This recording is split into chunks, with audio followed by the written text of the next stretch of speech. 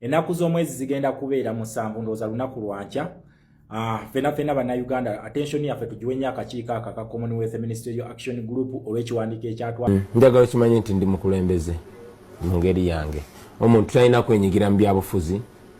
okulembera abantu okuba omukulembeze oba okuba. Alright, amawulire gasanyu eri abanankyukakyuka. Finally the day has come. The Commonwealth Commission egenda kubeera nga etula anytime from now. His Excellency Robert Kyagulanyi abamuyise era ne bamusaba evidence eziraga nti ebyaddala abana basajja mu kalulu ka 2026 akaliwo mu January nga 15 abana basajja bakakwatamu oba nga balagamu oba basobola okubeera nga badisplaying any form of human rights violations. His Excellency Robert Kyagulanyi ndowooza olunaku lw'ejjo mwasobodde okubeera nga muwulira omukulu amanyikiddwa nga David Louis Bongo yavuddeyo n'abagamba nti no obeera nga olina evidence nga muno omuntu oba mukuba, omuntu oba muta, omuntu oba mubuzaawo, osobola ogenda wali eri ku offices za National Unity Platform ekavule nosobola okubeera nga reportinga ng'olagayo evidences zibagenda okubeera nga basindika. Ndowooza olunaku olw'enkya wali ku Commonwealth Commission Committee egenda okubeera nga etuula eyagala okuseekinga justice for those Ugandans who were suppressed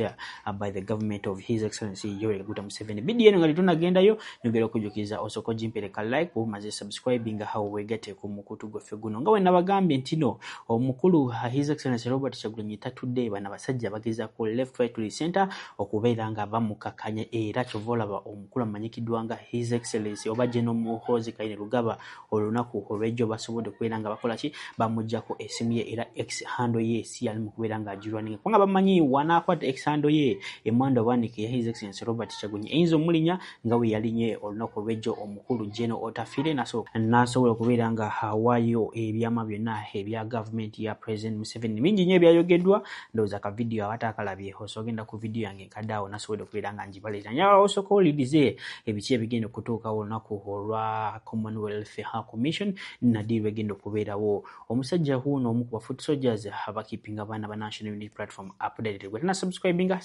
sokolabe so yalake nti naffe baatugaseeko. Robert Amsterdam naye ensonga ezo yazigase yalabye nti azigatta bbiri eya Uganda n'eya Tanzania naffe babeere nga bakola ki nga batuteeka mweyo gundi mu meeting eyo tugenda kubanga kwetuli ensonga za Uganda zigenda kubeera address. Nakugamba nti ono Bungereza colonial master waffe yes era akakiiko kano tulina ekintu kye tuyita Arare Convention. Tulina Arare Convention of 1991 yes tulina Arare Convention of 1991 nga ezo zirimu penalties kubanga batusabye suspension okutugoba mu Commonwealth. Yes bingi nnyo ebibeera mu benefits nyingi nnyo zetufuna mu Commonwealth tujja kuba tuzitegeera mu maaso naye njoza nja kukolayo ku emergency live tugezeeko okufunza ku budde. Yes ngenda kwogera ku kya press conference banange I am standing by my word. Nze nkyayimiridde ku kigambo kyange. Abagamba nti mugenda mu kooti tugenda kufuna ki mu kooti. Njagala omuntu akwata akazindaala atunnyonnyole bannayuganda tuva mu bintu by'okwebuzaabuza. Abafuna DR form mugende mu kooti in a sham election bwe tugendera mu kooti. Then number 2 DR form za president teziriwo kusooka kubanga fena bannayuganda tuli ku kintu kye tuyita national issue. Okitegera national issue je tuliko not constitution not constitutional issues size tuliko nti za constituency tuwanya ka constituency kamu kujja buwanguzi bwa muntu omu kye tubuuza mutu esibyeko n'okugenda mu kooti eza president teziriwo kubanga byatununula fena fulaga ekwatibwa president abasigadde bonna babeera wansi wa command. Nze ekyo kyembuuza siisa mu bakulu maaso ekibiina kyange nkyagalera nti respectinga naye sigenda kutunula butunuzi nga tulabasenga vuddemu ngaddemu aba bali ba political opposition eziri ezibaddengawo nga kyebatutwala mu eyo direction. Ekyo kyo never nze sigenda kubeera omunze ndi ready nzikiriza mu mpita amanya ge mwagala mu mpita omunyampi atunula abakulu mu kamwa however whatever you want kyonna musobola okukimpita naye wabanga revolutionary leader takutte musango gwe kugutte wala mu kooti gwe kansala ne MP omusango gwo kikyogenda okutugasa mu kooti eyo kyembuuza. Okitegera ne buli press conference gye mukola mutunyonyola kintu kyekimu abakuŋŋanyiza DR form mugende mu kooti bakulu kiki kye mubala ekavulaawo.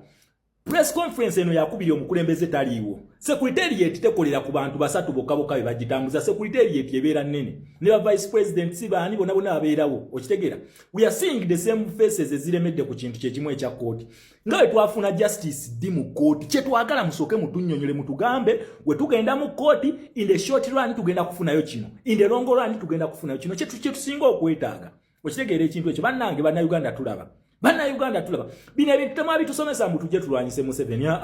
twagala kulwanyisa fasad democracy abadde akola gwe tuliko fasad democracy akolera mu opposition balegitimizinga batya through court system and accepting the sanctioned opposition status mwakkiriza nti tuli opposition kyetwetaaga tumanye tuli opposition mwakikkiriza bakulu okitegera press conference zogera ku bintu byebimu buli kaseera mugende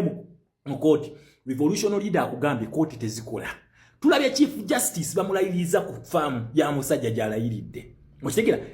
ono yalayira ku lwente tulinte yagenda okufuna justice babobiyanga lwaki tetubogerako bayasini machete lwaki tetubogerako mu gundi zine zitambula abaana bangi abakwatibwa lwaki tetubogerako mu press conference twesibye ku kyakugenda mu court bakulu mwajja kukola sente bwe tuba tulowooza nti ne NUP nayo etandise kukola sente. I am not one person who is going to shut up about this. Ekyo mwerimba. Alright, nga wena bagambye His Excellency Robert Kyagulanyi bamutunuzaako cameras ezisinga n'amaaso. Bano basajja abagezako okubeera nga bamukakanya left right to the center nga wena bagambye dda omukulu Honorable Munyagwa y'omu kuba state agency be bawa ssente babiri nga basobola okukakanya His Excellency Robert Kyagulanyi. Omukulu amanyikiddwa nga Mulyanyama olunaku olwaleero havuddeyo namulabula namugamba nti nakasente ako finally wakalya naye agenda kufuukira akabasa. Bannayuganda kijatuuka ekiseera nga tebakyayagala okubeera nga bakulabako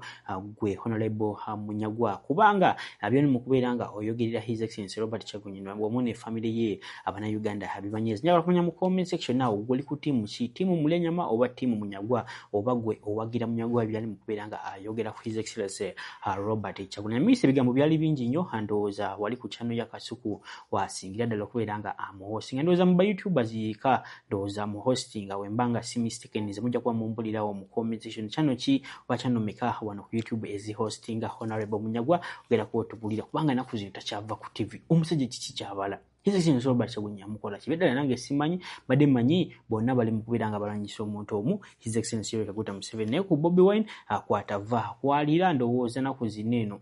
simanyi na anti kati mwaba bamumbulira omusajja His Excellency Robert Kyagulanyi kiki kyamwagaza Soko olize Honorable Mulyanyama kubanga yawangula abirenga akubulira ebiki ebimugenda maaso ne plani za Honorable Munyagwa zalowooza antino ayagala okusabotage erinnya lya His Excellency Robert Kyagulanyi. Assalamu alaikum warahmatullahi wabarakatuh. Yenze Haji Aruno omusomi w'edduwa asangibwe Bulumagi ku luguudo lw'Ejjinja nkola ku bintu ebyenjawulo nga muli endwadde zitawaanya abantu ababulijjo nkola ku abo bonna abalina ebizibu mu mukwano bw'oba olina ebizibu mu mukwano jangu gyendi neeyonera nsobole okumalira ensonga nkola ku mikisa egy'emirimu nkola ku abo abaagala okugenda ebweru buntu nk'okozesebwa amajiini okozesebwa saitran ebyo byonna mbikolako osobola okozesa ennamba z'olaba ku screen oba okuweereza obubaka ku WhatsApp. Eno muhozi apromotinga amaje yatwitinga Kyagulanyi ka Bobby nkaagala ate ekyewuunyisa era sayimo we bali kujja ekyewuunyisa abatayagala Kyagulanyi be bagamba aveeyo wali ogambye ko nti aveeyo beba wana banna omusajja bamusomesa amaje yasomera Sunday Hasti basuka ne bakuwana obusobozi n'amaji ne bagamba aveeyo ani amunoonya gwatamwagala nze amwagala sigambye vaayo gwatamwagala asiba amuvuma ebigambo byeto byagala biwuli obukulembeze beto bukkiririzaamu wabula ogamba lwaki tavaayo kyokka togamba aveeyo gwatamwagala abasinga ogamba Kyagulanyi aveeyo Munyagwa oyagala mutta ndowooza oba Kyagulanyi amulumirirwa kirero Munyagwa kankubuuze buli woobeera ogamba tomwagala buli woobeera ovuma Kyagulanyi Munyagwa nowaana Jeno Muhoozi fena tumumanyi Jeno nowaana gye yasomera n'omuwaana Amasulubu n'omugamba Mpologoma ate n'omala omugamba Kyagulanyi vaayo teryakunoonya omwagaza ki abuliddwa kyalya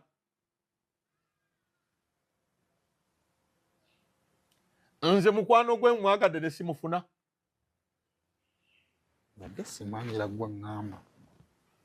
message tezijja taweereza obubaka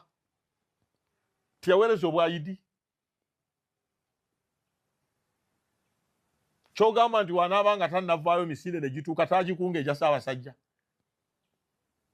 abafiirwa tabaweereza obubaka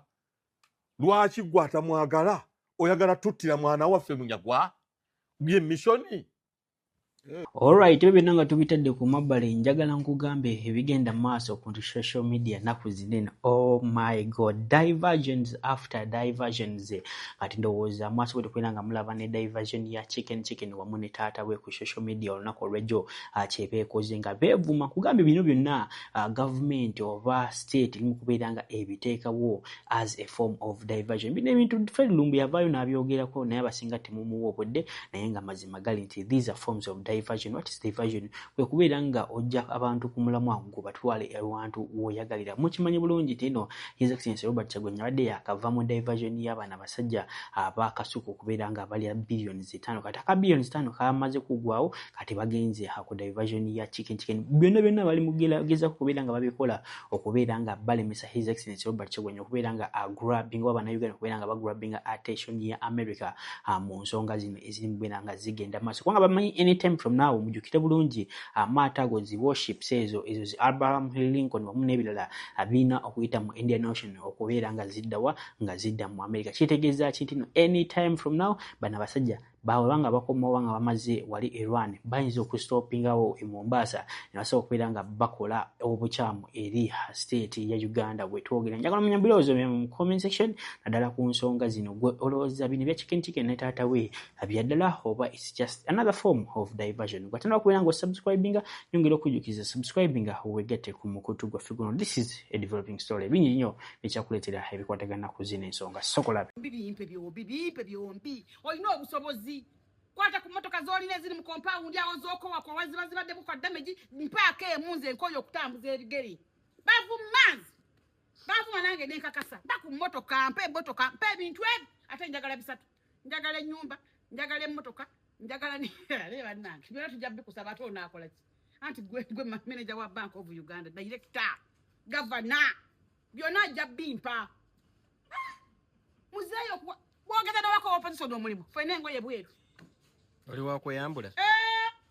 banakusanga ku State House nze nkubuulire takugeza naawe omuntu yenna abantu beenaale mu bakola emirimu nze kankubuulire abantu bakola banenze nali simanyi nti okuza Museveni ntebe nti abantu basula batulula bantu nga basula batulula batambula ogenda okulaba booti abantu batambula saawa mwenda gwakire bali bali eno bantu bakola nga muzeeyi yesaawa okututematemera ku mmeeza ate gwe waliyo byoyogera obikakasa yesaawa okututematemera nange neetaaga okuba bulungi njagala kweyagalako nange mbeereko mu motoka wali nzigulewo ku ndabirwamu ntunuleko bwe nti mpaakigeko awo banange neetaaga okisange kino okweyagalako muzeeyi nange koyo obwavu mbukoye singa abaakuwadde bino by'osaba ne bwatakusinkana kiba tekiwedde kimala njabulaba ku mikolo kimala ze simuyinaako buzibu era okumulaba njagala bintu naye bw'aba mpampa ebintu ze ate mwagazaaki n'abalala bamulabe byonna nze n'abitwala bw'aba asazeewo kumpa bintu kimala bw'aba ayagala kumpita tekyo kirungi naye engeri gyali mu bantu buli muntu amwetaaga nze bwampa ebintu nze ne bwesikulaba nze ku mikolo nja kulaba ekololo nja kulaba ne ku TV nsobola n'okuteekako UBC yo just oyagala kuba bulungi nawe weeyagala nze njagala kweyagalako nange myaka gye negisigadde nga muhooza ajja tosobola tuleka nga tuli baavu bambi ojjagala n'ebikolimo byaffe kiba kibi nnyo bambi tuleka nga tuli baavu batwoce nga tuli baavu wakiri banjokye omwana ng'alina waasula naye batwoce tugateka okufa obubi nga tuli baavu ddala baneiba bo muwangaala batebakulaba batya banda babubi mukwano naye tewali kyakukola munguma bugumi n'entunula bweti naye nga olaba bakola batusonga busonga